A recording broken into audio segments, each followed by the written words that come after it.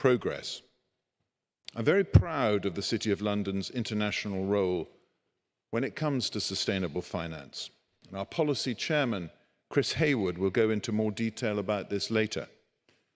But, put succinctly, the city's offer is simple. We pull together the intellectual capital, the financiers, the lawyers, the researchers, the insurers, the innovators, the risk managers, the actuaries, the asset managers, into one place. Indeed, this summit is emblematic of exactly that, and through that partnership, we can create a great sustainable future. But, ladies and gentlemen, it isn't enough to be simply sustainable at any cost. Our race to net zero cannot become a zero-sum game, where one side of the world is safeguarded at the cost of another. No, any transition must be fair, one that leaves no one behind, and one that has a measurable positive outcome for all of the countries in the world. And that's why the theme for this year's Net Zero Delivery Summit is financing a just transition. It's clear to me that we must increase the social and economic opportunities of climate action while decreasing and managing the negative effects on people and on nature. Throughout today's programme, the many aspects of a just transition will be addressed, from channeling capital to countries that need new, sustainable infrastructure, to how financially we can support our natural resources and ecosystems. Ladies and gentlemen, we know what we need to do, but we need to turn our plans into action. We need to encourage greater partnerships between government, the financial sector, and business to unlock the investment potential in sustainable development. And we must ensure that any development supports the welfare of communities and ecosystems across the world. This is not a summit of blame or scapegoats. All sectors are welcome here, from aviation to energy, if they proactively support a just transition. There are no pointing fingers, only open hands, encouraging all industries and all countries to join us, to decarbonize and to reach our global climate goals. It's only through partnerships that we will succeed. It is only through friendship that we will prevail. And in that spirit of friendship, it is my great privilege to welcome our two representatives from Egypt.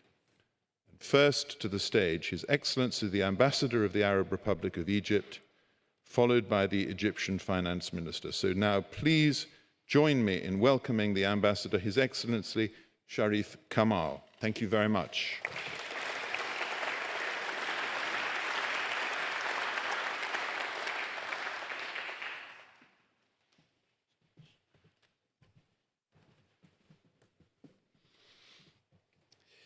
Well, good morning, everyone. It gives me great pleasure to deliver the Net Zero Delivery Summit 2023 keynote address on behalf of His Excellency Sameh Shoukry, Egypt Foreign Minister, COP27 President.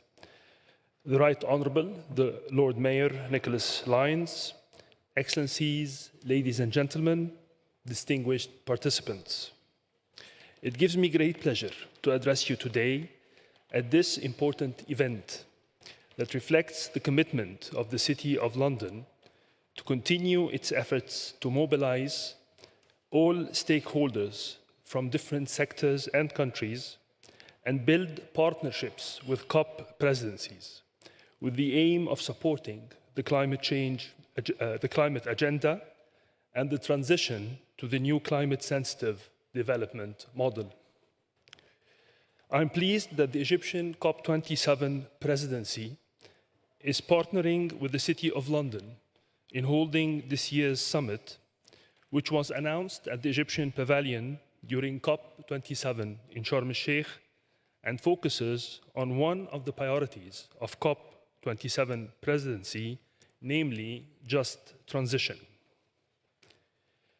Just transition is a crucial pillar for delivering the ambitious climate change action needed at scale, which is one of the key elements recognized in the Paris Agreement and a core principle within the UNFCCC process.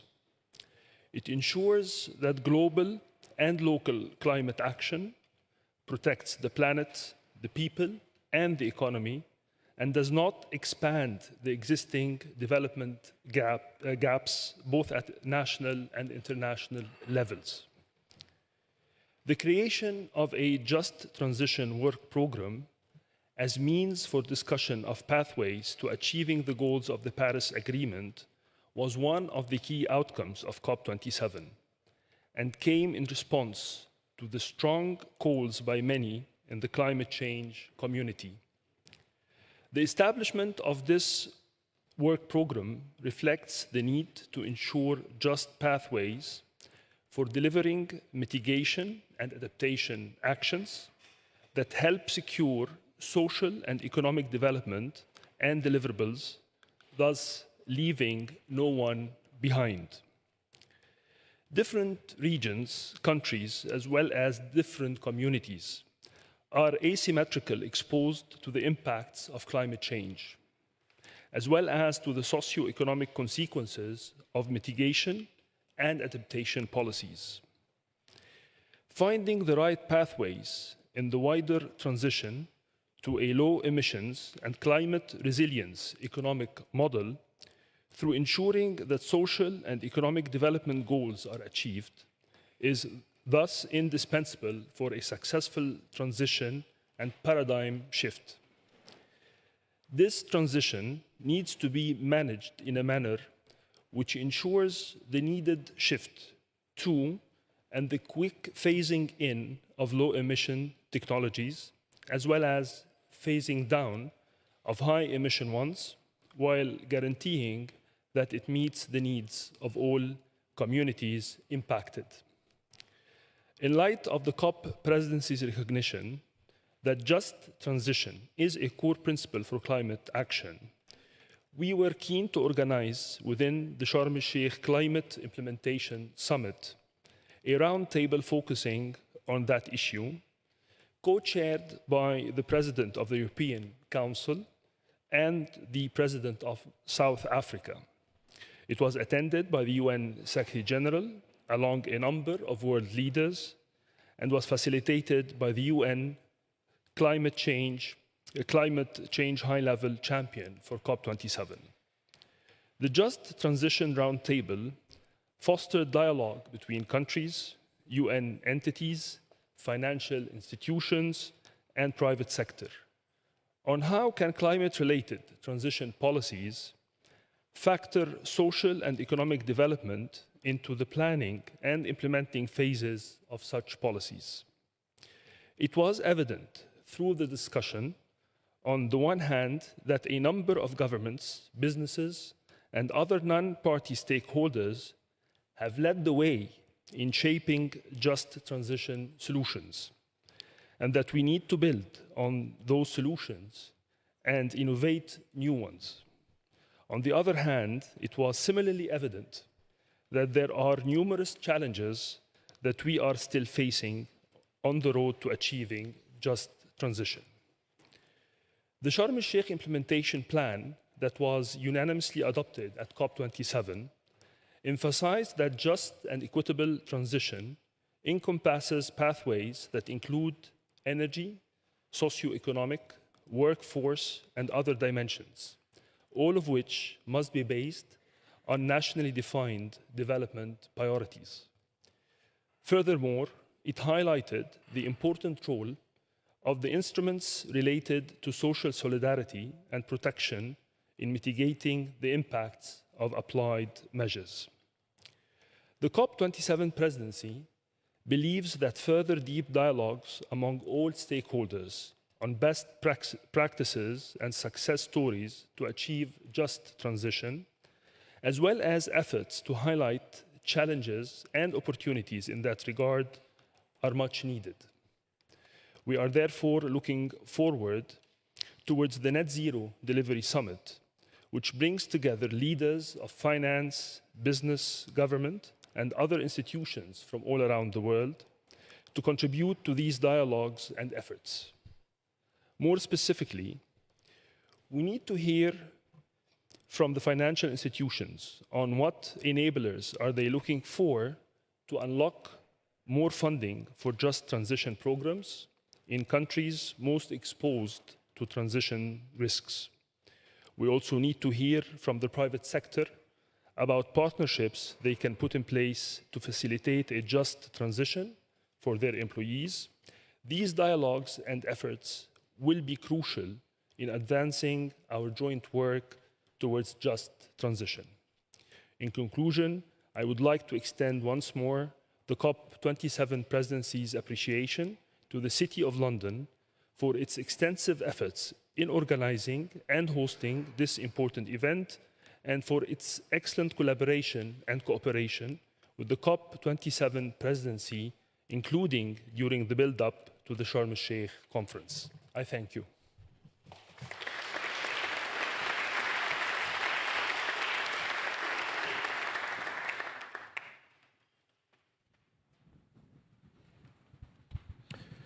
And now, ladies and gentlemen, for our next keynote, I'd like to introduce His Excellency, Dr. Mohammed Mait, Minister of Finance of Egypt. Your Excellency.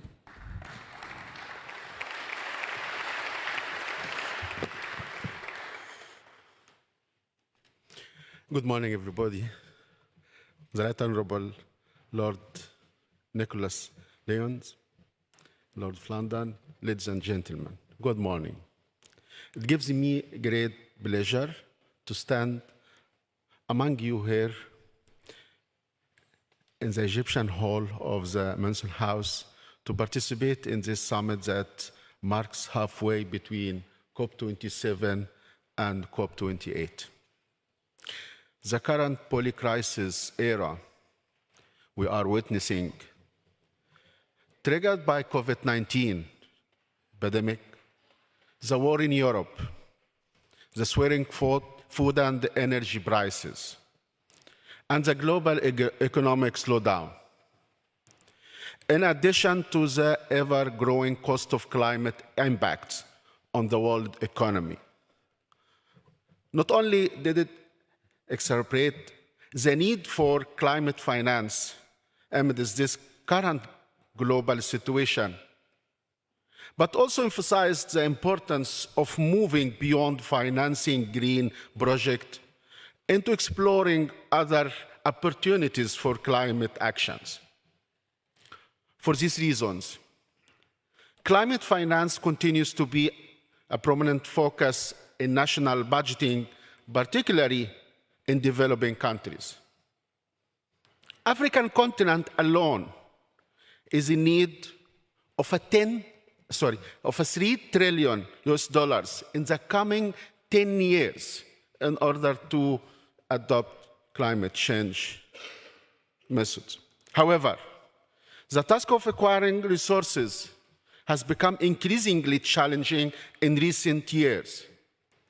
The rising cost of finance from international markets and the outflow of investment, influenced by the upward trend in interest rates within developed economies, have contributed to a significant decline in available funding.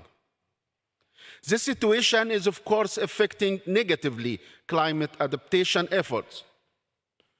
So, one of the challenges facing the fiscal policies in developing countries is the necessity to secure enough resources to finance the several needs, including financing adaptation. The Egyptian Ministry of Finance, in collaboration with the United Nations Economic Commission for Africa, took a significant step towards addressing the financing challenges faced by developing countries in pursuing their development and climate ambitions. We launched the Sustainable Debt Coalition during Finance Day at COP27 in Sharm el-Sheikh in November 2022. These sustainable debt coalition initiatives, which we are trying to convince everybody, the primary objectives of the Sustainable Debt Coalition is to create the necessary physical space for these nations to achieve a positive environmental outcome, address the challenges of sustainable debt management, and reduce the cost of green borrowing. It is part of the broader efforts to bridge the climate financing gap and support developing countries in their transition. And it has to be just transition, in their transition to green economies. It also focuses on various aspects: debt management, including reducing the cost of debt in new issuance that align with sustainable and environmental goals, and explores options such as sovereign debt guarantees and blended finance to lower capital costs for debtor nations at a larger scale. These efforts are crucial for supporting climate action and sustainable development. Currently, the Ministry of Finance is actively working with the COP27 Presidency and the international partners to present and operationalize this initiative at the international level. The Council of Ministers of the United Nations Economic Commission for Africa demonstrated its support by adopting a resolution in March 2023, endorsing the framework of Sustainable Debt Coalition. The initiative is expected to be a central focus for finance ministers in the upcoming year. We have scheduled a meeting in Egypt in September 2023 to officially launch the Sustainable Debt Coalition. I invite countries and financial institutions to join this coalition as it provides a platform to enhance cooperation, establish a shared framework, and effectively govern sustainable debt transactions.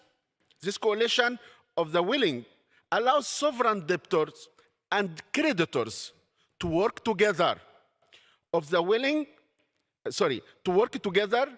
advance their environmental agenda, and simultaneously create physical space for debtor nations without disrupting the international financial market and without disrupting the needs for developing countries and the emerging countries to have space for growth and meet their people needs in food and energy. It aims to safeguard the interest of all parties involved. Furthermore, during this year, Finance Day, several other initiatives were introduced, including the Sharm el-Sheikh Guidebook for Just Financing, launched by the Egyptian Ministry of International Cooperation, which aims to expedite the flow of climate finance, particularly towards developing economies. Additionally, the event also saw the launch of the initiative to reduce the cost of green borrowing. The Egyptian government has further proved its commitment to adopting green economy programs and encouraging projects that align with national strategy for addressing climate change through implementing various initiatives for green transformation and achieving sustainability in the Egyptian economy, with one of the most important being the NWAFI initiative. It mainly aims to provide appropriate funding to ensure food security, obtain clean energy, and develop the water sector. Furthermore, Egypt has made a significant contribution towards sustainable financing by issuing first African and Middle East sovereign green bond in the Middle East and North Africa. This bond, amounting for $750 million, signifying a landmark achievement.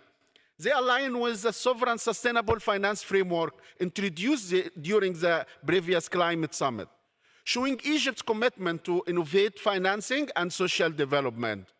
These initiatives play a vital role in advancing the United Nations Sustainable Development Goals and fostering a more sustainable future. Through the implementation of initiatives like the Sustainable Debt Coalition and the issuance of sovereign green bonds and also green financing, we were able to get $1.5 billion a green financing loan to finance projects which align with climate change, as well as promoting the active participation of the private sector in private projects with a specific emphasis on green hydrogen. We can enhance financial mechanisms, drive sustainable development, and contribute to establishment of a more environmental friendly and resilient world. However, more is still needed to be done in order to ensure that adequate and just financing is available to those countries most affected by climate change. There has been a great deal of discussion around MDB's reform, and the Egyptian Ministry of Finance has taken note with great interest that suggestion to crowd in more private capital and implement change in the MDB's DFI risk posture and or the assumption of international risk in their product offerings. This would enable the crowding in of commercial bank and institutional investors, thereby unlocking capital on a greater scale than MDB FDIs can currently leverage and in new forms. Taking into consideration that the goal of these suggestions should be providing developing countries with more financial flows at concessional terms, and not just to increase the component of private finance in a multilateral development effort. This suggestion falls in line with the message echoed in the G20 meetings, where calls have been made towards increasing the role of MDBs in financing sustainable development and achieving its goals. This echoes with the role expected to be played by the working group in restructuring the global financial architecture, where more coordination and collaboration will occur with the MDBs.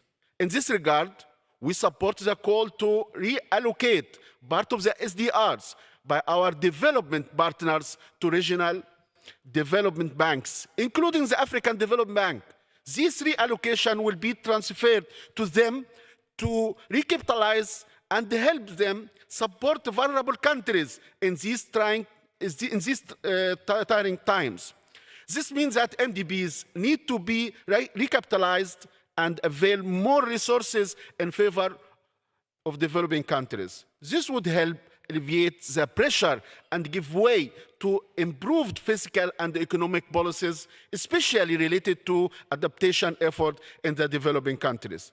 I am sure that our sessions today will give a momentum to the global discussions in the area of financing a just transition for all, and that with our cooperation in the south and north of our planet, we shall be able to overcome this climate challenge and deliver a greater planet to our children. I thank you all for your attention and wish you a successful summit. Thank you very much.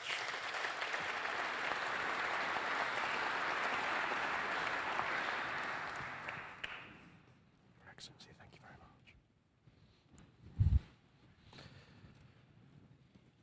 So thank you very much to Lord Mayor Nick Lyons, and also to His Excellency, the Finance Minister, Minister Might.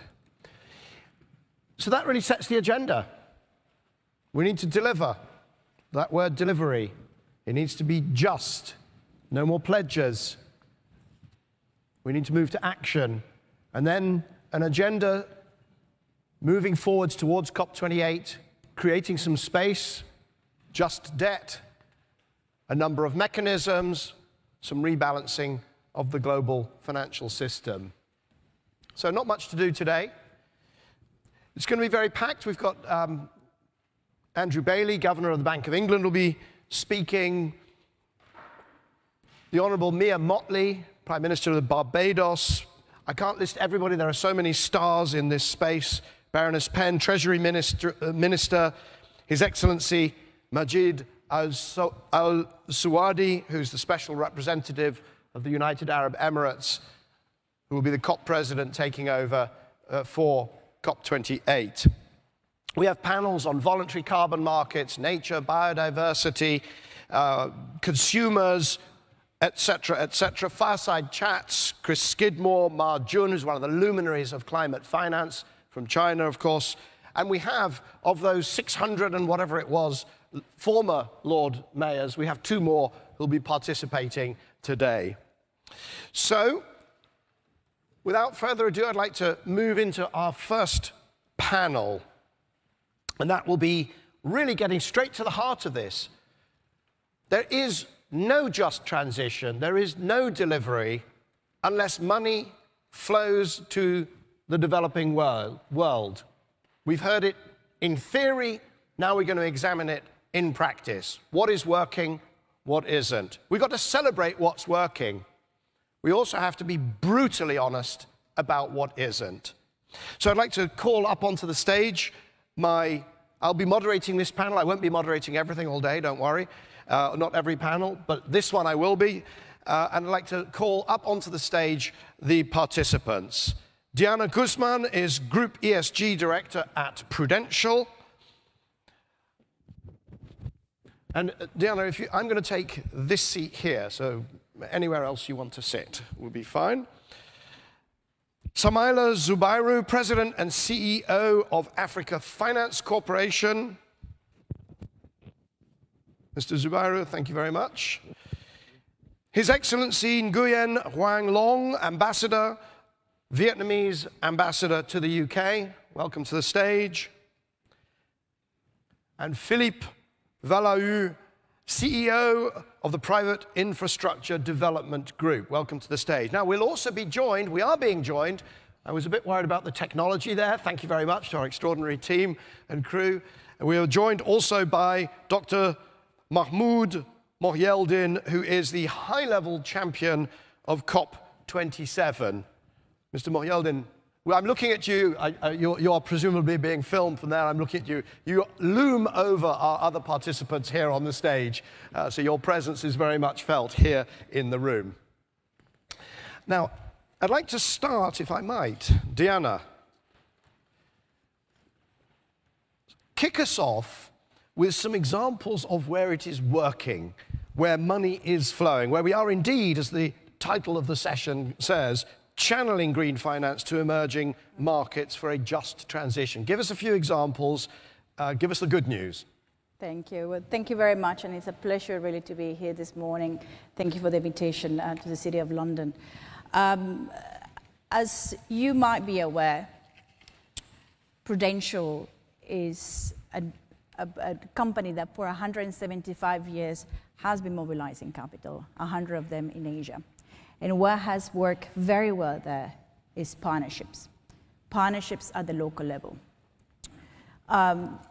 Partnerships, for example, like the one that we have with Page Group, Garanco, where we are able to substitute some of our corporate bonds, for example, with green, so government bonds with green corporate bonds, and enable us to invest in local currency, enable us to invest in the green transition of countries, enable us to also create local green capital markets.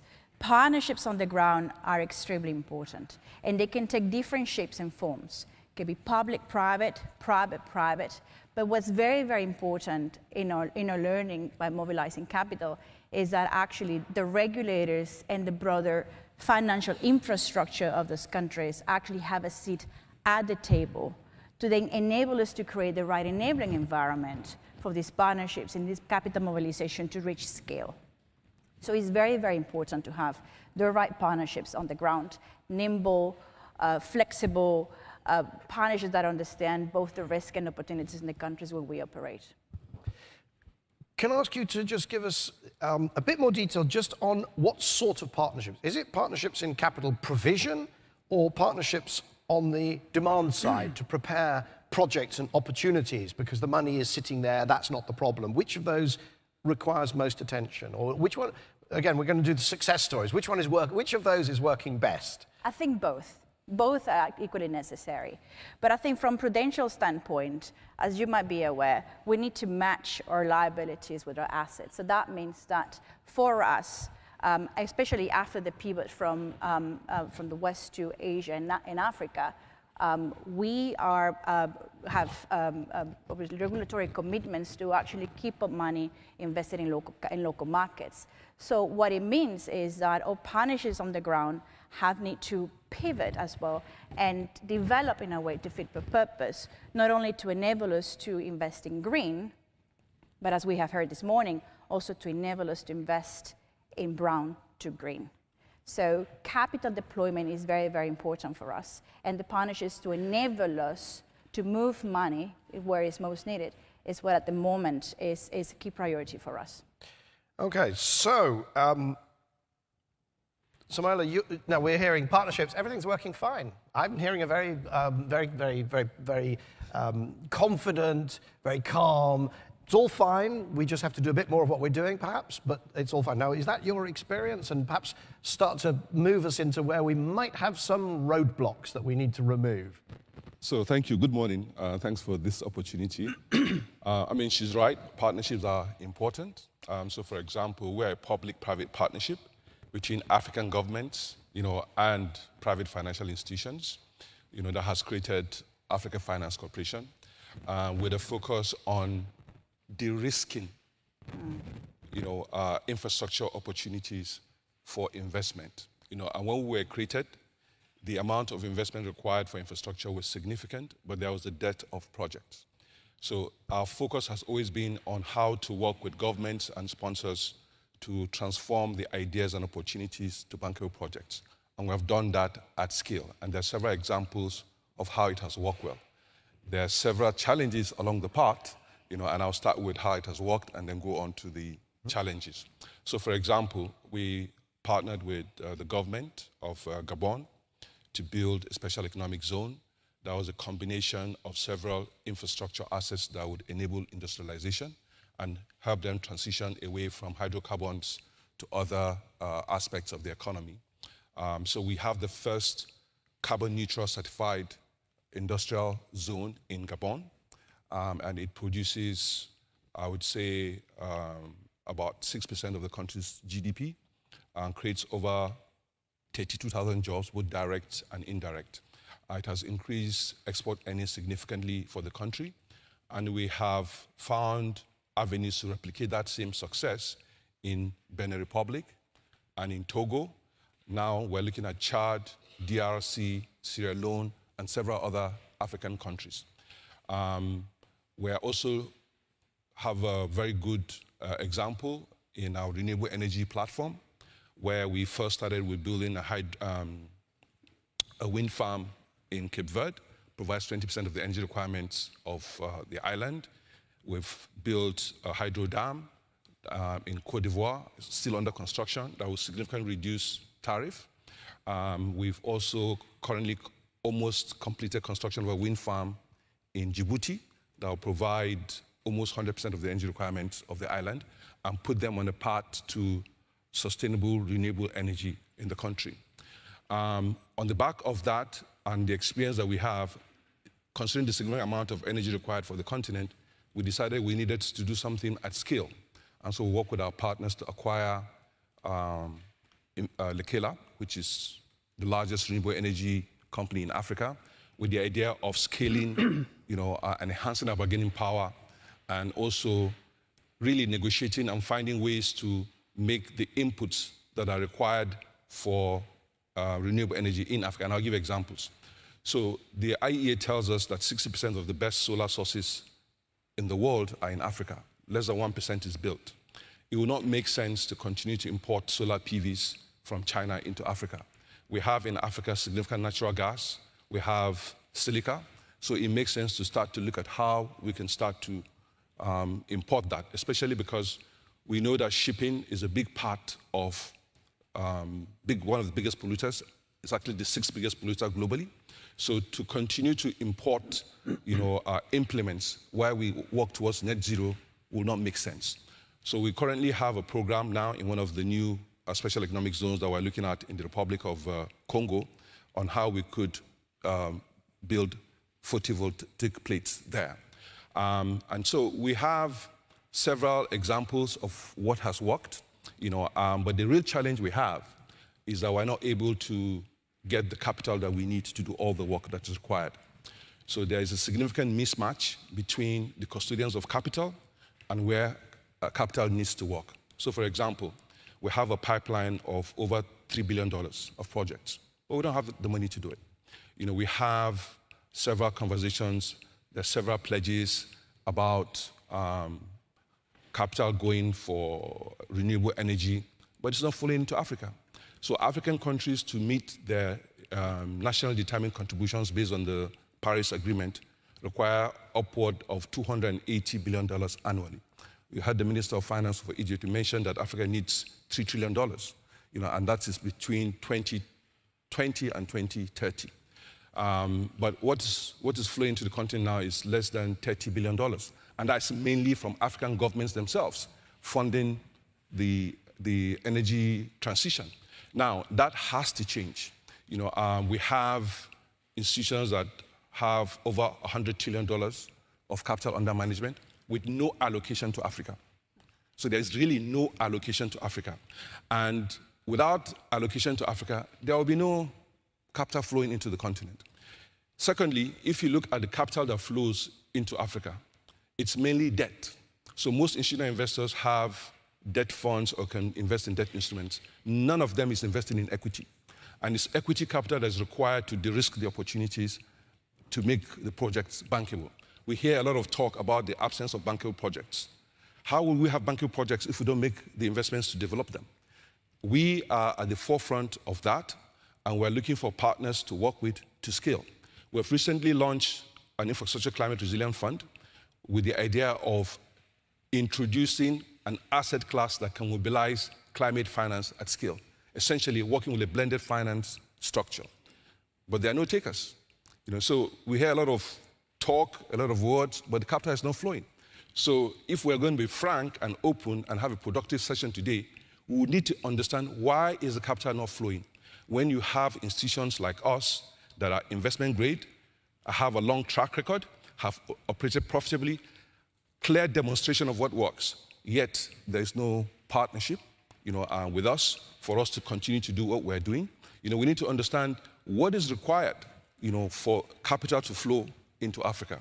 What is required for even, I would say, 0.1%, not 1%, 0.1% allocation for climate finance in Africa?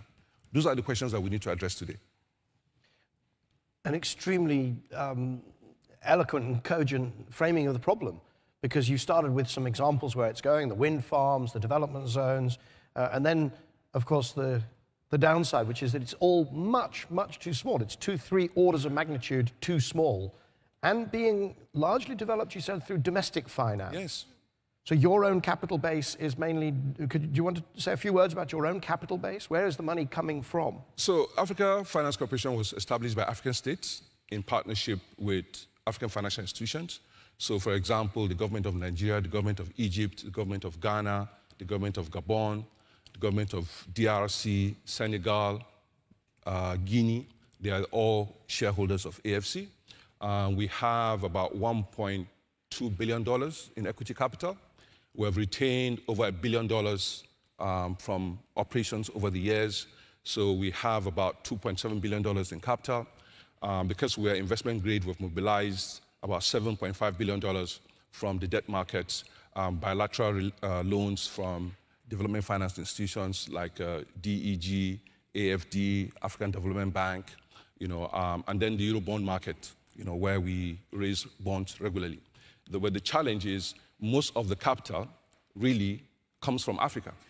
So even when we do Eurobonds, we have African governments, we have African pension funds, we have African financial institutions as the main takers. We have investors from the US, from Europe, and from Asia, but it's not much. So there is still, I don't know how to describe it, there's still no flows into Africa. No flows. If only we were having this conversation in a location where there was plenty of accumulated capital that could flow in your direction, so somewhere like the City of London. Now, I want to just change the focus, if I might. Ambassador, we've heard this description of the challenges in Africa. The projects are coming through, the success stories are coming through, the local capital is coming through, the international capital isn't. What is the experience in Vietnam? Does this sound familiar, or have you got a completely different set of problems? Let's get all of the issues out on the table. Well, thank you very much. I don't want to compare Vietnam to Africa because they're very friends of us, so maybe we are a little bit different. I want to give a general context. Vietnam is 30 years ago was one of the poorest countries in the world. It's now a middle-income country. GDP per capita is already 40 times higher. It's have the GDP per capita now is nearly $4,000, $4,100, I have to say, and will be double by 2030, and we double again by 2045. And to doing that, we have to have a average economic growth by 7% per year. And from now until 30, energy production. So why I talk about that? Because 70% of Vietnam emission comes from energy. So we consider the green transition has to be a transition in the energy sector. In 2021, COP26, the Prime Minister of Vietnam has committed Vietnam to a very bold and courageous commitment. It's a net zero by 2050. But of course, in order to achieve that goal, we also demand the international support, international collaboration. We consider the just transition is a key part of that to help Vietnam and other developing countries to achieve net zero target. And what is the help? What is the support? We consider the four key sectors: the investment and the technology, the expertise, and finance. And after the COP26, we have issued our national strategy for net zero, which is critical for every sector of the economy and the society to follow. And we have signed the agreement with the G7 for the JETP, the Just Energy Transition Partnership. So the JETP aim to mobilize $15.5 billion for the next 3 to 5 years as a trigger money to help Vietnam build the green energy sector. So the energy sector of Vietnam is, and then the third important document has been issued last week, is the National Electricity Development Plan. We call it the PDP-8. It's critical to have the planning of all the sector of energy in Vietnam, where we incorporate our commitment in COP26, our commitment within the JETP, within this development plan. So we phasing out the coal-fired plants. We increase significantly projects in renewables, particularly in onshore and offshore wind. And we convert the coal-fired plants into LNG. So the amount for investment of this energy sector, we calculate will be around $135 billion until now to 2030. And will be 400 to 500 billion from 2030 to 2050. So here is the business opportunity. But our principle is we look for internal domestic resources as principle for our development. Meanwhile, the external resources will create breakthrough and help to achieve higher targets if we need to go higher or acceleration on some of the targets. So in doing so, we know that in attracting investment and attracting green financing and international support, the government is proactively and actively promulgating new law, legislation to facilitate and create the framework, the legal framework to cut red tape and to give the opportunity for investment and finance to flow into the market. I know Vietnam has to, this is easy to say, you know, it's easy to say. But in this process, we see the role played by the City of London is important. And also the UK. I'm the ambassador to the UK, so I always emphasize how the UK can be critical in helping Vietnam in this energy transition, in just transition partnership, where you have the expertise, you have the technology, and you have the finance and the financial markets. So we are actively working with the UK government in building some of the key projects. And within that, the City of London is playing a role.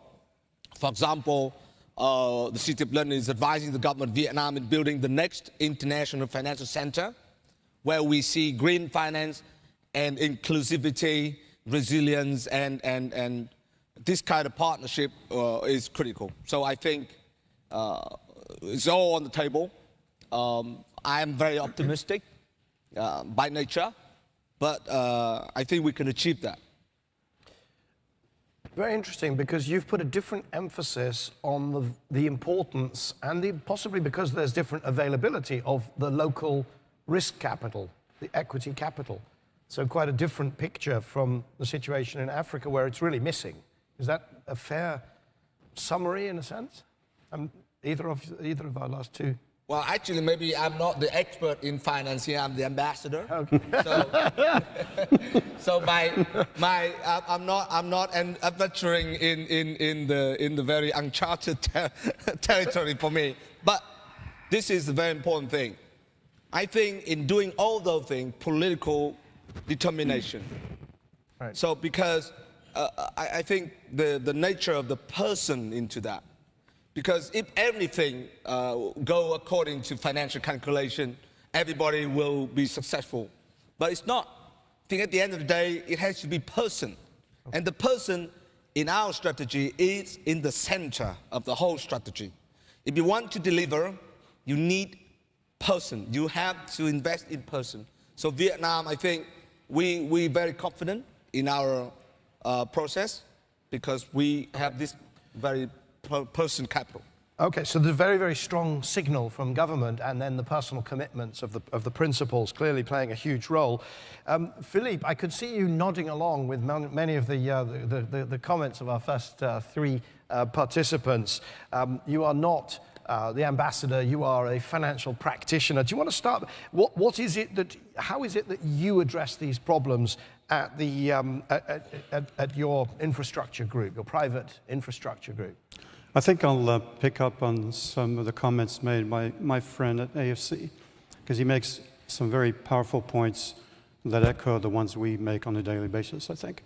So let me start with success, but then to dampen the atmosphere, talk about the reality, as my friend has done here. If you look at the work we've done in Nigeria, working with AFC, working with the Nigerian Sovereign Investment Authority, to set up a credit enhancement facility, rated AAA in the local market, set up 5 years ago to issue credit enhancement on domestic bond issuance in Naira to finance infrastructure assets. In a market that before then had no pension funds or insurance companies investing in the infrastructure asset class. Today, you have over 19 or 20 pension funds and a number of insurance companies investing in this asset class. 5 years ago, they were asking for 100% credit guarantee. Today, some of the bonds are being issued with 20, 30% credit guarantees. And you can imagine what that's done to pricing on bonds as well. So you're allowing domestic capital to flow, which is the point that was made by my colleague here. You're deepening the capital markets and the pool of available savings to invest in the infrastructure asset class. And then the next step is obviously creating that secondary market for those bonds that are being issued. So that's the good news. And we've done the same thing in Pakistan. And I was talking to His Excellency, the Ambassador, earlier. We're looking to do the same thing in Vietnam on the back of a green bond that we credit enhanced last year, which was the first green bond in Vietnam with AVN Finance, which it will use to fund green infrastructure in Vietnam.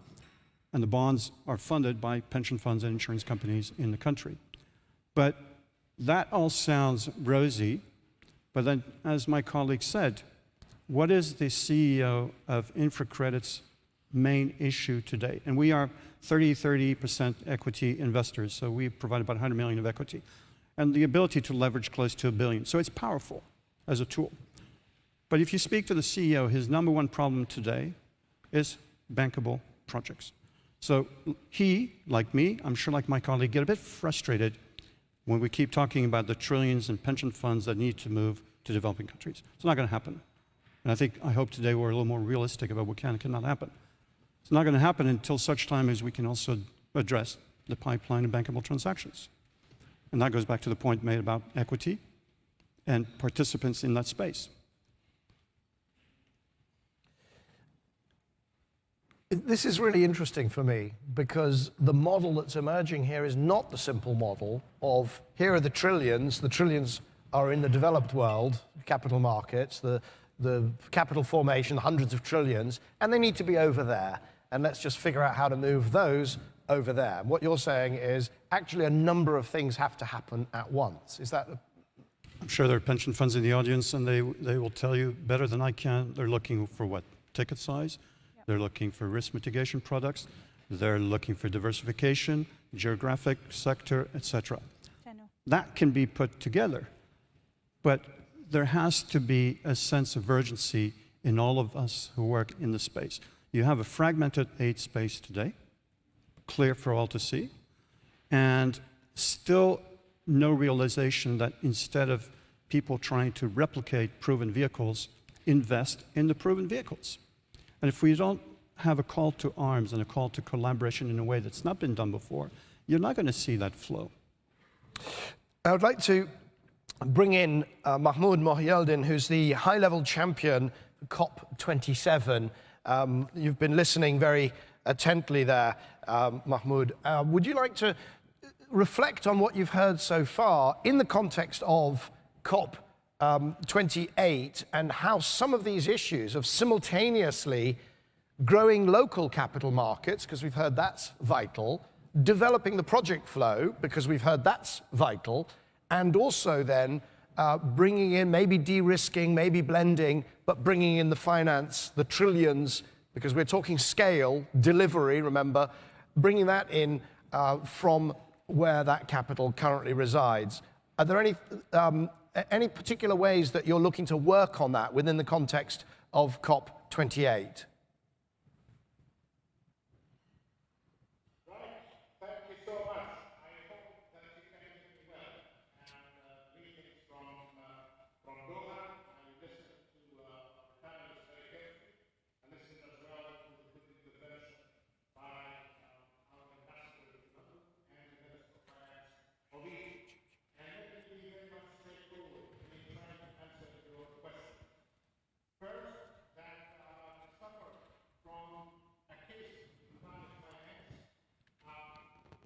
In conundrum, with a great deal of confusion about the priorities of developing economies.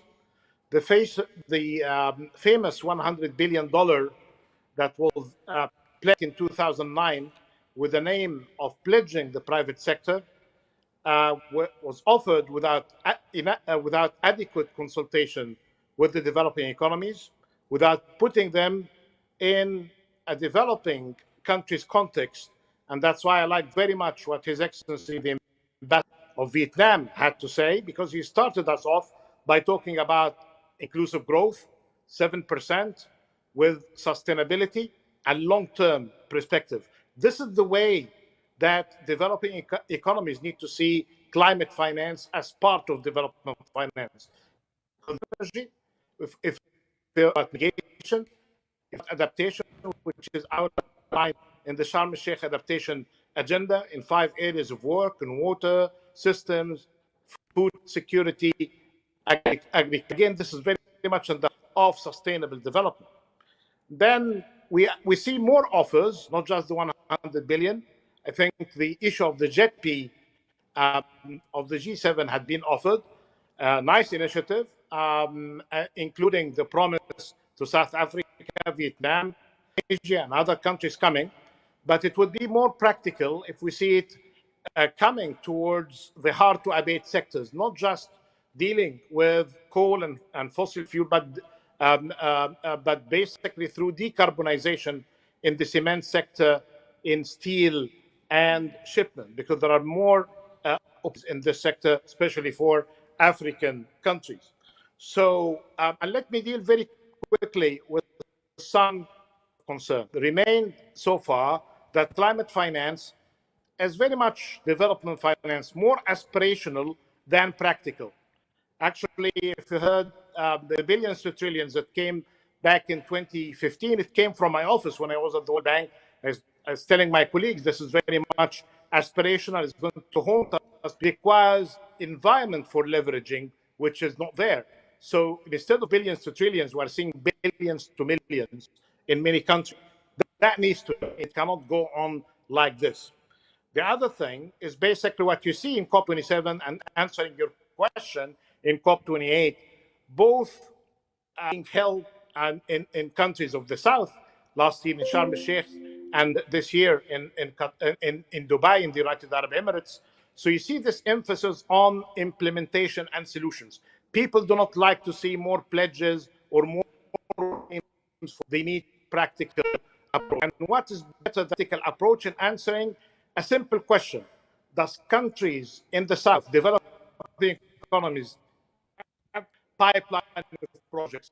Those who say there is no pipeline of projects wrong, by working with 120 countries during 6 months in COP27, with the regional economic commissions of the UN, with BCG helping us, with GFANs involved with us, and we have a compendium of projects available and a report called From Assets to Flows, basically showing some exemplary projects, 120 of them worth $118 billion as examples of what could be done if we are serious. But for that to be happening, it's not just a project. All of these projects have been from the supply side, owned fully by governments. But we need the following. First, we need quality projects. And actually, all of these projects that I mentioned, the 120 plus, have been through this filter.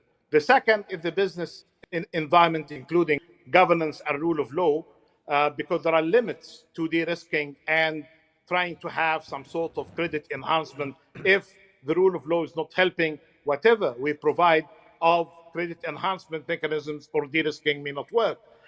And many countries are aware of that, and they are trying to fix the business environment while we are fixing the cases for some bankable investable projects.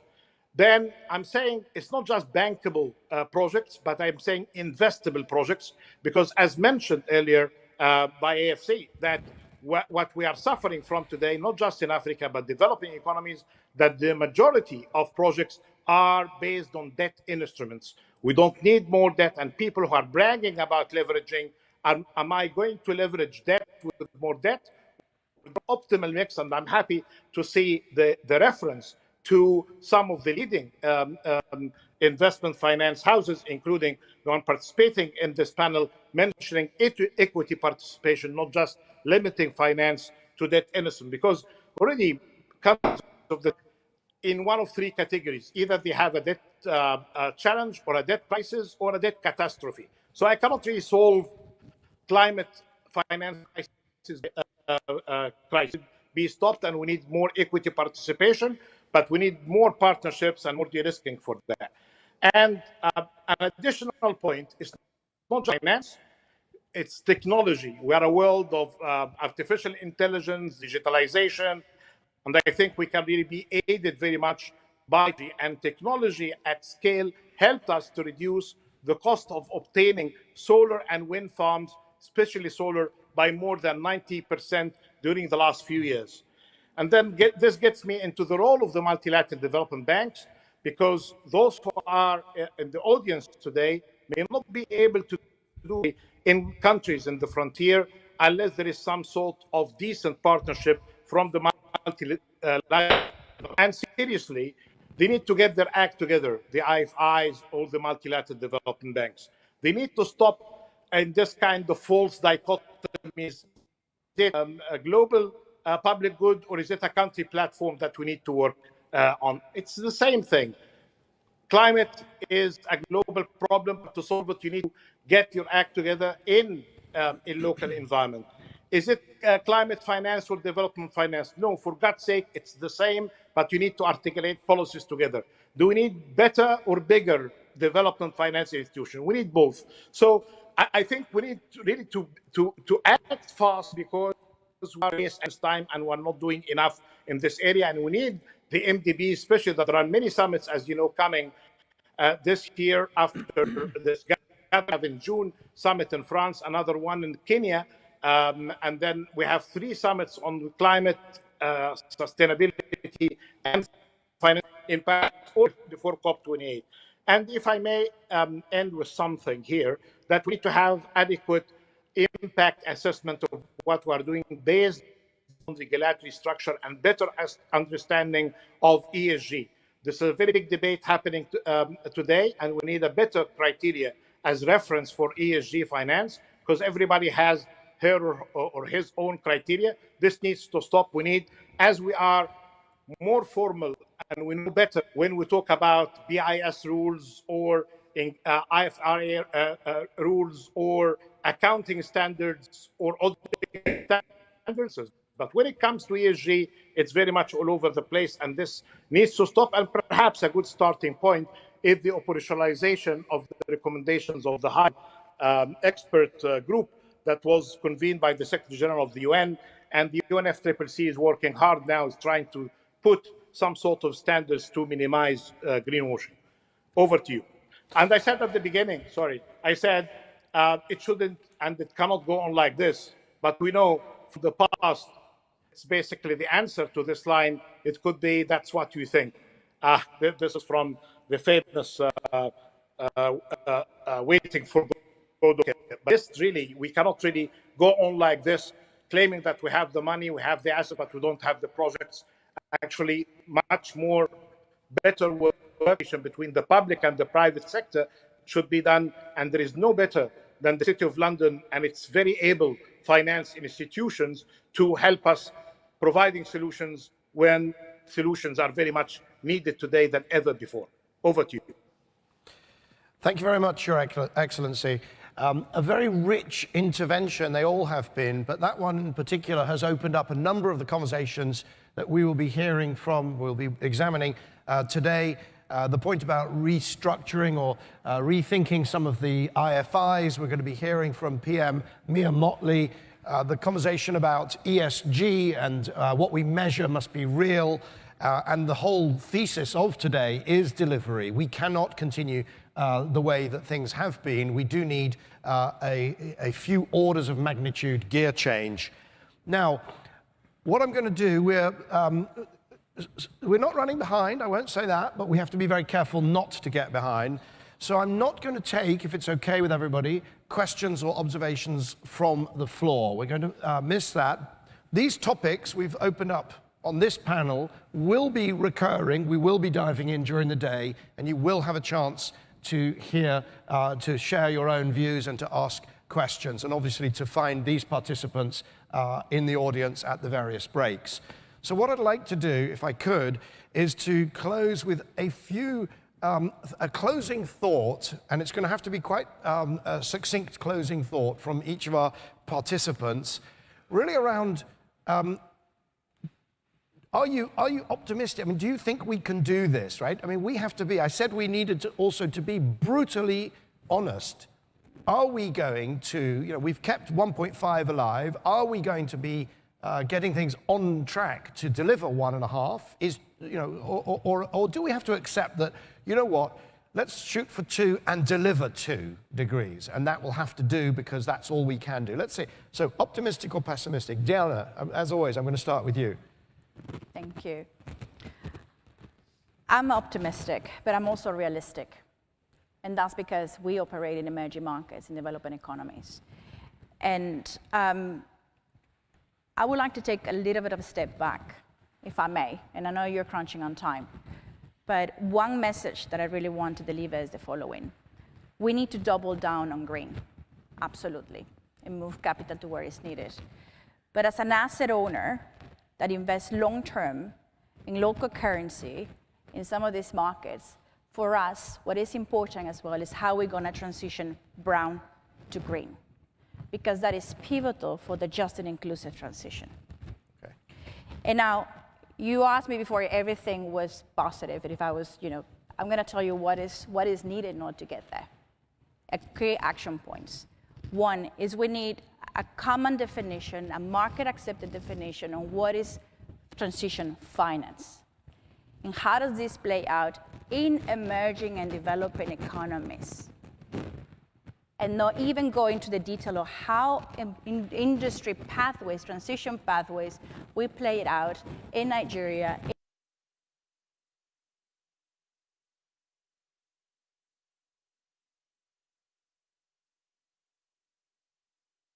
Not only debt, but equity as well. But we also need to be aware of greenwashing or transition washing.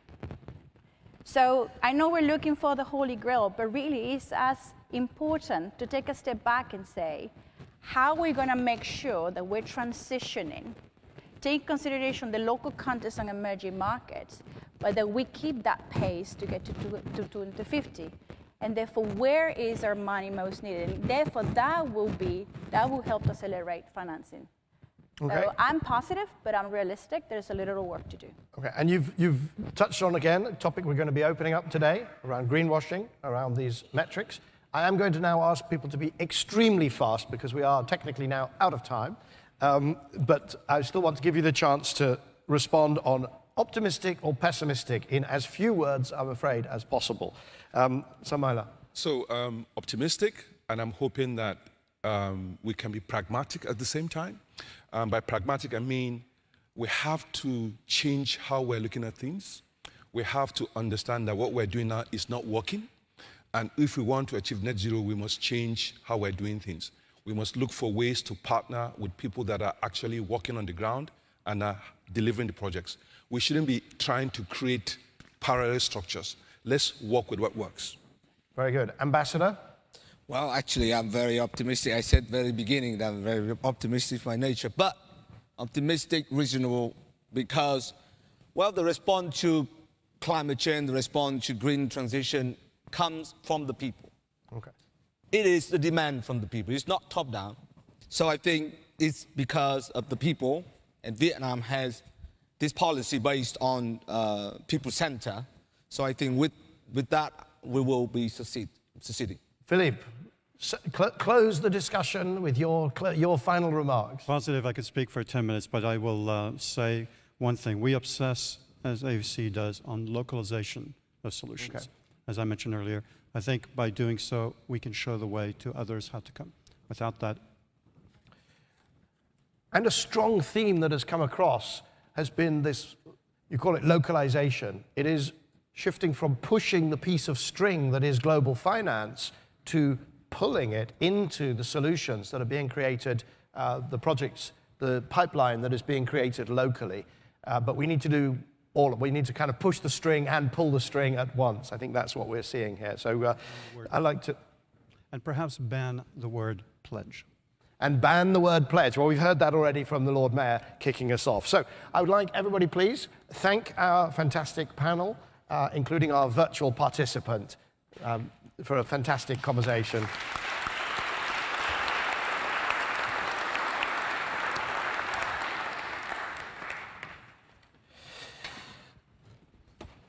So next up on our agenda is a fireside chat, and it's going to be hosted by my good friend Chris Skidmore, former Minister for Energy and Clean Growth and author. Where's Chris? Chris, there we are. And Chris is also the author of the Net Zero Review that has just been conducted here in the UK. Chris, you will introduce your fireside chatters. Thank you very much. The stage is yours.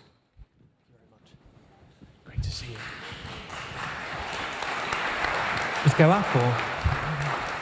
Well, thank you very much, Michael. I'm not sure I'm going to be able to match your energy in comparing skills, but I'll try my best. I'm delighted to be able to be here to compare this session, which, as you can see, is a fireside chat, policy mechanisms to mobilize finance. And in particular, we're going to be discussing JETPs, Just Energy Transition Partnerships. Now, obviously, these were formally announced at COP26, and then the implementation model came forward at COP27. So a really great example of delivery, not just at COPs, but in between COPs also, a key theme, obviously, of this net zero delivery summit. I'm delighted that I have two expert panelists to join this fireside chat, who've both played a leading role in helping to establish JETPs and their implementation. We have Janice Johnston, financing advisor for the South African JETP. She was part of the project management unit and also the Presidential Climate Finance Task Team, which led the negotiation of South Africa's JETP. So Janice, please come up. Thanks very much. Please take a seat. And secondly, Chris Taylor, who is actually the UK's JETP envoy at the Foreign and Commonwealth and Development Office. And previously, I mean, Chris has had a fantastically long history. He looks far younger than actually his actual biography suggests, starting right back, I think, with being one of the authors of the Stern Review in 2006. But he was the deputy COP envoy at COP26, and so has real lived experience of getting the JETP process off the ground. Chris, come and join us. Thanks. Thanks very much.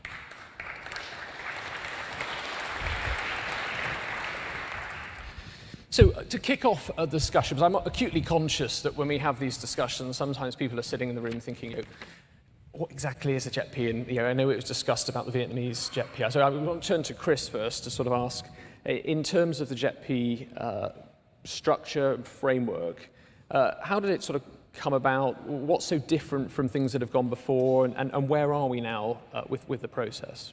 Sure, yeah. So as you touched on, the first one came about at COP26 with the launch of South Africa. That was very much a sort of a coming together of minds. I think that's it was sort of designing by doing at that point in terms of setting out what could be done. But we sort of developed through that a sort of clear country platform model that actually had wider application, which is why we've expanded it elsewhere. So just to be clear, I think the key features are that you've got the scale, you've got the ambition, you've got very much a sort of country-led process that tries to bring together many of the components you need at the same time. So Michael in the previous section touched on how you have the finance, but it's not as simple as just redirecting it. You need a number of components to come together, and you can have a bit of a sort of chicken and egg problem between setting the ambition, setting the clarity of the goals, having the policies that are necessary to deliver that, and really pulling in the finance that needs to deliver that. And JETPs are trying to do all that at once, bringing all that together. So you sort of, rather than having a chicken and egg problem, you're sort of getting chicken and egg, sort of agreeing a contact with a supermarket, building the coop all at the same time to try and bring all those components out. So you've got the headline targets, you've got the commitment to some of the policies that are necessary to deliver that, and you're really trying to match up the finance and bring out the projects through the implementation phase to deliver that. So you've got the high-level commitment from the country, very much a country-led model. You're bringing in the just components and making sure resources are dedicated towards that, because that's necessary for a durable transition and the right thing to do regardless. And really focusing on coordinating between countries that are providing that support, providing the government itself, the host country that's leading the process, coordinating within itself, and then sort of working directly more with the private sector and others to help coordinate how that input comes together. So it's trying to bring it all together to sort of deliver more of that system-level change that you need, because you're not going to be able to do this with a more sort of project piecemeal basis. So in terms of where we've gone, we've now got, as well as the South African one, which has moved into more of the implementation phase, we've now got JETPs launched with Vietnam, as Ambassador Long spoke about earlier, that was launched in December, and Indonesia, which was launched at the G20 summit last October. Yes. And Janice, it was mentioned obviously that the South African JETP has moved to its implementation phase. What sort of visible progress is there so far from your perspective, and how is the JETP sort of mobilising capital in order to ensure a fair and just energy transition in South Africa? So thank you very much for having me on the panel. So As mentioned, the South Africa Just Energy Transition Partnership was established at the COP26, and as part of that, the International Partners Group committed to mobilizing $8.5 billion across the 5 partners within the group, as well as the Accelerated Coal Transition Investment Plan was all part of that package. And off of the back of that accelerated NDC commitment, or more ambitious commitment South Africa had committed to on a just and inclusive basis, we articulated an investment plan. And that was important as a precursor to the implementation phase to really understand the scale of need. So actually that investment plan that was delivered at COP was far greater than just the amount that was committed in the IPG offer. It set out all the different types of interventions that needed to take place across the 3 priority sectors in order to get to those particular targets, and very core focus on the just and inclusive manner for that, to understand the social consequences of this transition, and to ensure that those most affected would have the support and the requirements they need in terms of retraining, development, economic diversification opportunities. So now that the plan has been defined, we had to go through a process of consultation with various stakeholders, because bringing everyone along in this is key critical to its sustainable success. So that has happened, and as you mentioned, we have moved to an implementation phase. And here we're really looking at unlocking those commitments, ensuring that they mobilized in the most efficient and effective way, such that they can crowd in additional capital, given that the scale of need is far greater than what is on offer at the moment. And traction to date has been interesting. So 2 of the bilateral sovereign loans from 2 of the partners, France and Germany, have been deployed, of 300 million euros each, into the national treasury. And those are for jet IP related initiatives. The grant component has been, a lot of work has been done to understand the mapping thereof and where that's going. And then work is being done to unlock the additional concessional elements and the funding that's likely to go into the private sector area, such that we can really deliver on what we understand our main focus on transmission at the moment.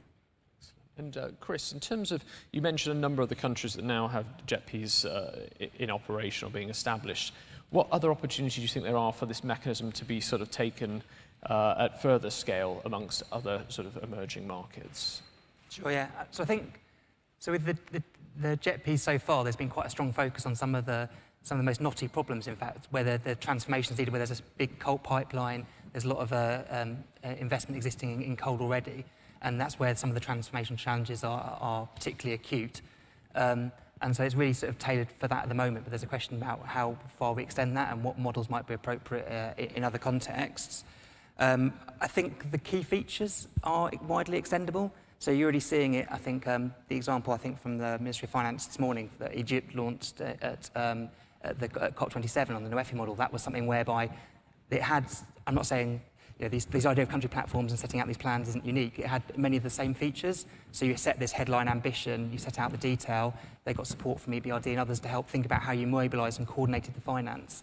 So I think this model has much wider application. I think to help support countries, I think these projects can give a real demonstration effect to give countries more commitment, more confidence to set out the nature of the targets, and that if with the right policies, the finance really can flow. And to give the challenge to us to think about how we can coordinate to support that, and also think about, you know, we're not making further decisions about where there are discussions ongoing on some further JETPs, but we'll have to think about whether there is a wider application or whether it's thinking about the wider ecosystem. The components need to be designed to support this level of change that's needed. And Janice, you've set out sort of what progress has been made so far in South Africa. I know it's always difficult, but obviously it would be great for us to sort of learn some of the lessons from your sort of lived experience. Where do you think some of the barriers have been sort of so far that have limited maybe the success you'd hope for? And are there sort of things policymakers and investors can do additionally to work to overcome those barriers? Sure. So I suppose it is worth noting that it's early days. So, we're certainly working on a lot of the challenges that we face. And so I think that the most important learnings that we've got to start with has been the importance of stakeholder engagements and to ensure that the transition process and the way it's been understood is well socialized and communicated to the broader stakeholder groups, including civil society, those most affected, so that there's an alignment to the extent possible on the trajectory, because I think the success of this program has to be felt on the ground.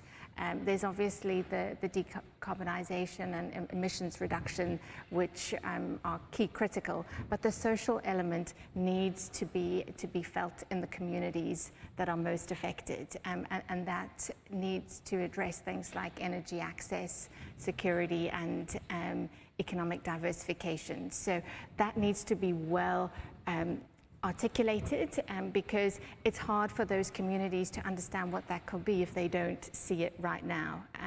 And so therefore there can be this resistance to change, even if at a philosophical level everyone does understand the importance of the decarbonization agenda. So that's been one. I think, you know, with something that is quite so complex and variously overarches so many government departments, areas, communities, etc. You know, that coordination and alignment element needs to be well understood and coordinated.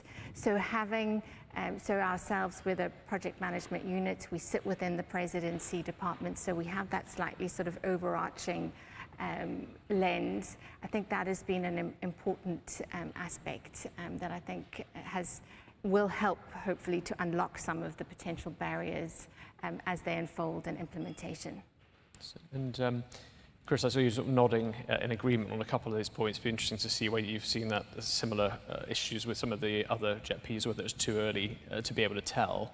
But I wanted to ask you actually about the COP process, and obviously we're here today in between COPs, in the 6 months sort of gap between COP27 and COP28. And I was wondering what lessons we could learn from previous COPs in driving forward joint transition projects, in particular ahead of COP28. Are there sort of lessons that you think we could learn from the processes that have gone before? Again, where can we sort of avoid sort of taking wrong turnings? Yeah, I mean, I think just picking up on some of those barriers points, I think the JETPs are sort of quite helpful at sort of tying the system level points together and maintaining that momentum, but those challenges do always exist, and I think it's that coordination is really helpful. In terms of tying it to the COP processes, I mean, COPs are, I mean, you touched on my first one was about 2008, and they were quite smaller events then, and they've sort of grown quite a lot since then in terms of what's taking place there. And they do present that sort of enormous milestone. Quite often we don't mean to have them as focal points and milestones as we try and get on with our work, but they do act almost as a backstop to make sure that there is delivery focus, and you having senior representatives and leaders coming together wanting to tell a positive story, which is really welcome, and that acts as a sort of a driving force for momentum in terms of delivering on some of these breakthroughs and making these sort of announcements and making sure countries have a platform and an opportunity to talk very positively about the action that's taking place. So I think they can get too much focus, and we should be looking to maintain all our momentum we can, particularly in the implementation phase in between, but then trying to make the most of those moments as they take place and use those platforms to sort of bring together. But also just to share the experience across these different stories. I think that's really helpful from that perspective in terms of people going along, people having a chance to sort of meet up and hear firsthand about what's taking place in South Africa and elsewhere in countries, taking the stage and talking about that in ways that help share that experience and integrate with the full set of attendees that are now there. There's now far greater representation from finance and other sectors than there used to be 15 years ago, which is only welcome in terms of driving those interactions. And Janice, obviously you were part of the negotiating team that sort of put together the JETP for South Africa. sort of formally agreed during the COP process. How have you found then engagement in between COPs? Have you sort of been able to also collaborate with the other countries and share best practice and lessons learned with Indonesia or Vietnam? I mean, what would you say would be a key message for sort of driving forwards continuous success and delivery? So we have been fortunate that there was a conference that was put together at the end of last year by the African Climate Foundation with other sponsors that brought together a number of the countries looking at the JETP process or started the process, and ourselves. So there are some sort of events that are going to be used in order for specific events to share those learnings, but we also are having some bilateral conversations with various countries as well to share. I mean, I think some of the things that we're sort of looking potentially to increase or to understand better in terms of the catalytic nature of the funding and how it's able to be accessible in a reliable and consistent and understandable way, and to the extent that we can actually combine some of these financial offerings to simplify the offers, for example. That's some of the feedback that we're giving, because I think that at the moment, in terms of the way that they put together, and it can be quite sort of complex and difficult to actually unlock some of those offers. And so I think while we unblock some of the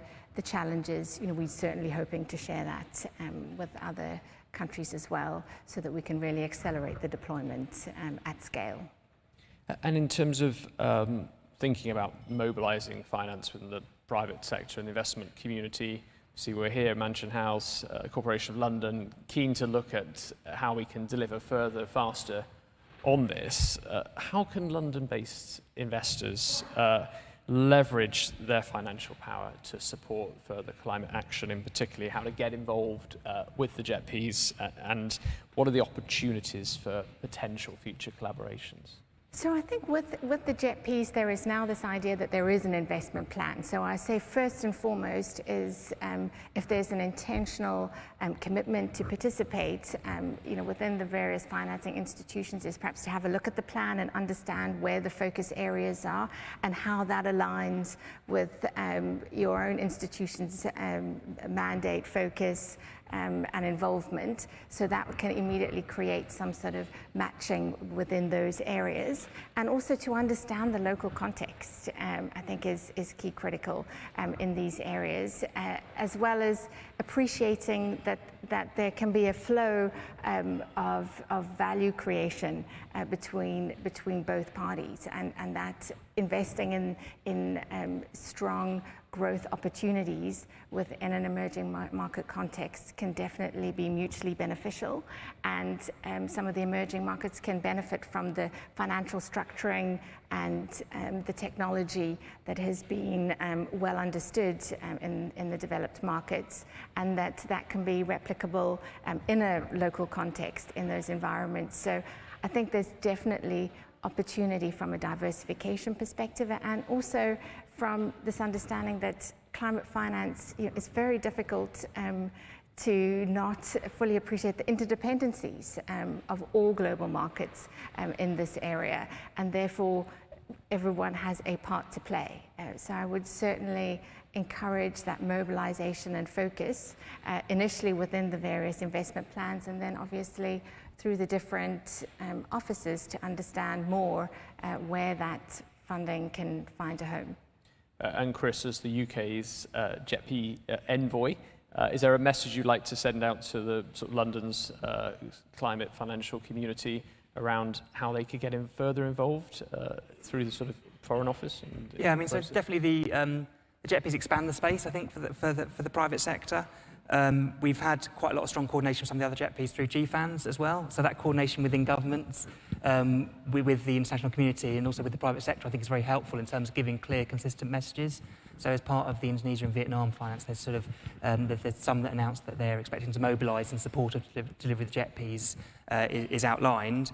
The situation varies, I think, between the countries, because in South Africa you've got slightly deeper and wider capital markets than perhaps you have, well, definitely than you have in Vietnam. It's about 3 times the size. Proportionally, and about 6 times the size of Indonesia. So the need for where the private finance is needed varies across some of these, and that will affect the sort of projects that are potentially most needed. So in some settings, it will be where we have more experience in this country than perhaps some of the local banks do.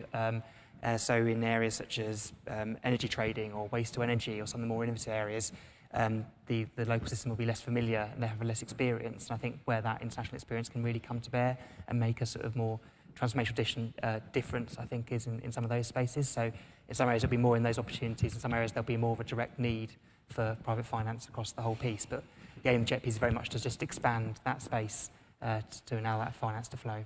And just one final quick question for both of you. You've both sort of committed your careers to focusing on delivering on the JET piece. What does success look like for you in the longer term? What would you go away thinking I helped deliver both for South Africans or more widely in the UK? Janice? So success would definitely be seeing us meet those more ambitious targets in a just and inclusive way. So really have on-the-ground delivery case studies to be able to showcase how this has made a tangible difference, but also to unlock in an innovative way some of the funding challenges that we have. And I suppose just very specifically for us on the transmission grid for South Africa, if we're able to unlock funding at scale to expand and upgrade that, I feel that would be a real mark of success for our team.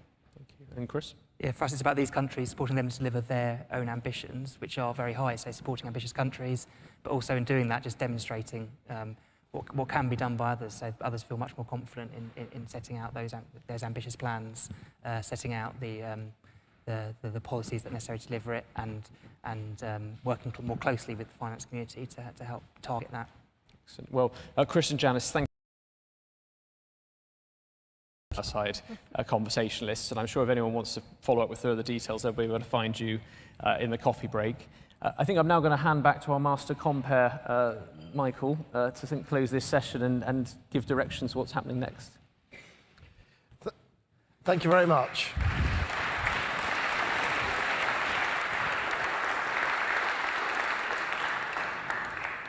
Thank you very much to two Chris's and also to Janice for that discussion of the JET-P and what success looks like. And I think we all know what success looks like.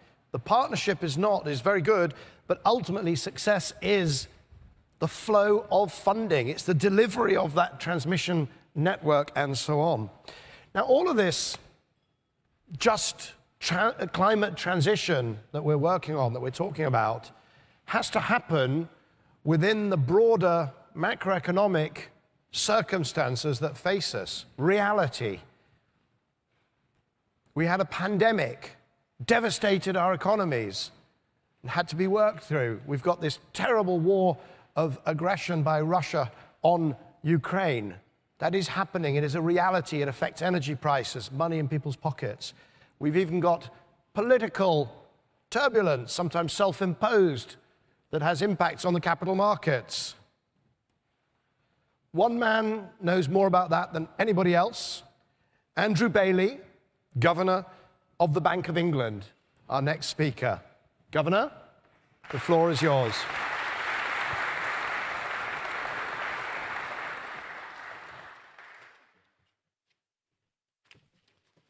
Well, thank you for the introduction.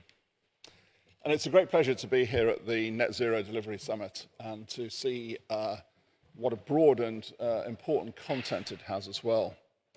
I want to start really by continuing that theme, and if you don't mind, slightly answering my own question to start with.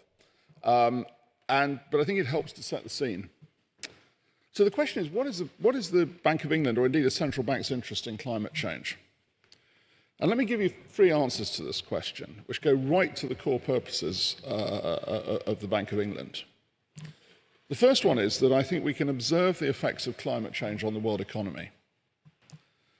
One of them is, for instance, what seems to be the greater occurrence of extreme weather events and the effects that those have.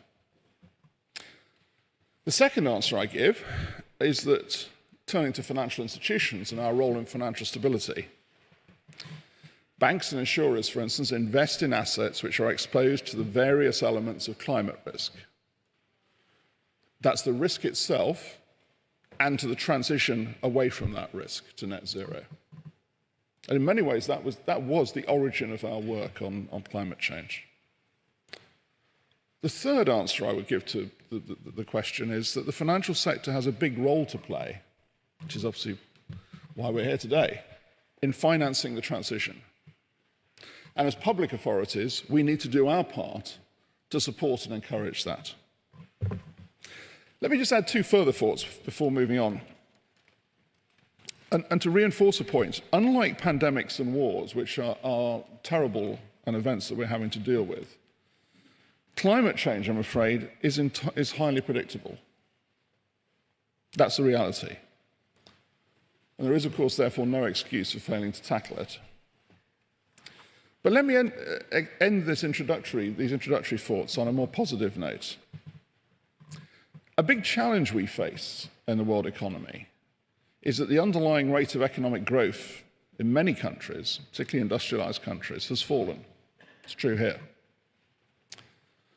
Transition to net zero is a major structural change that needs substantial investment and can, over quite a prolonged transition period, help to raise the potential growth rate of the economy. And that's a good thing. But of course, it can only do that if we plan it and get on with it and get it right. But that is the challenge, and that's a positive challenge, it seems to me. Now, the primary levers for driving transition rest with governments through setting climate policy, with industry through innovation and investment, with private finance through allocating investment, and of course with all of us as consumers for making the choices that we do. Put like that, there's a huge coordination challenge, but I'm encouraged by the government's 2023 Green Finance Strategy. It commits to forming a net zero business and investment group to advise government on the needs of the private sector to mobilise capital. And as I've just described, we as the Bank of England have an important role. Our role is to ensure that the financial system is resilient to the risks from climate change and that it's well equipped to support that role in providing and allocating finance to support and achieve the transition to net zero. Now, we started work in 2015 with a focus on insurance, and we've moved on. We've moved on to supervising more generally banks and insurers against our climate expectations, to looking at potential vulnerabilities in the financial system as we transition to that low emission world, and seeking to understand the implications of climate for the macroeconomy. Now, I'm sure that, like others, the road ahead will have headwinds in it.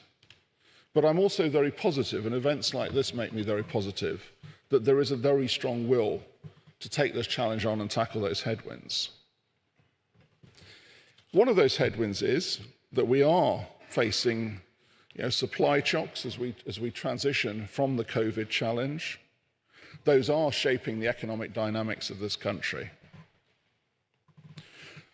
But in the midst of those headwinds, I think it's important, and events like today are so important, that we recognise that our future in respect of tackling climate risk is dependent on the actions we take now. So we will continue to address the impacts of climate change. We recognise that the economy and financial system are not immune from playing their part, and a very important part in that. And it's important, I think, that today's event focuses on net zero delivery and those priorities, how we can deal with them. And I want to emphasise the importance of developing the transition finance infrastructure. Because in order for the financial system to channel and allocate sustainable finance effectively, we have to put in place the key elements. What are those elements? Well, definitions of green and transition activities, definitions and a framework for climate disclosure and transition plans. Now, my commitment through not only my work at the Bank of England, but also my work in the Global Financial Stability Board, where I chair the standing committee that takes on many of these tasks, is that we actually do this on an international basis, because, of course, climate risk knows no borders. So we have encouraging work going on. Work on disclosure, the International Sustainability Standards Board, The board is finalising its requirements for entities to disclose information about climate-related risks and opportunities. We've sponsored this right from the start. We are now reaching the point where it needs to turn to implementation to allow it to be put into effect. Now, I know that will be done in different ways in different parts of the world, but one of the points that I emphasize strongly in all our interactions and engagement with this is that there has to be a spine running through it, if you like, a common spine with sustainability and disclosure standards, which mean that there is not only broad comparability, but broad confidence that we are achieving these objectives. That's very important. It's important because this work is fundamental to driving transition. It will create the right standards to ensure reliability of information. And that, of course, helps to protect us against abuse, which sadly does take place or is attempted. It will also, of course, support the efficient allocation of capital. When we recently in the Bank of England did our climate scenario exercise, the CBETS, what we did reveal was a significant gap in understanding of real economy firms in terms of what the transition to net zero means to them. In other words, the financial sector has quite a way to go in terms of understanding what the real needs of transition are. That means understanding how different scenarios are relevant to their strategies, to test the vulnerabilities in those scenarios, but of course also identify the opportunities that come with those scenarios and take advantage of them. Now, all of that work helps us to identify the risks to firms and of course ultimately the risk to all of us as consumers and users of finance, and allows us to take better steps to ensure that the economy is not impacted adversely as a consequence of transition not being optimal, if you like. So this year, the Bank of England will also publish our transition plan for achieving net zero emissions from our physical operations. It's our climate transition plan. So we really do all have an important role to play. And let me offer one path towards the solution, one that also helps us, I think, to identify and unlock opportunities in the economy. A firm could seek to reduce its emissions by disengaging from emission-intensive suppliers. But of course, that doesn't necessarily help to remove emissions from the economy. So the preferable solution is engagement and collaboration. Yes, delivering net zero will happen through individual actions, but we can accelerate progress by working collaboratively. So engaging with counterparties, suppliers and customers to build an understanding of the actions needed to transform their businesses from where they are today to align to a net zero world and access the funding needed to do it is important. It unlocks opportunities, It helps us, by the way, to price the risk accurately, which is important for financial markets to play their part, and to phase out assets not aligned to a net zero world in a controlled way. So engagement and collaboration are important to building that transformation and that transition. It applies as much to us at the Bank of England as it does to everybody else, actually, in doing our own part in that. But I want to emphasize, both as Bank of England and globally, we will do everything we can to ensure that the infrastructure is built and put into effect that helps that transition to happen, that helps that disclosure, transparency, and pricing and risk management. And that's a very important task. And just to emphasize where I started, this is important because it's actually about risk to our economies today. Thank you.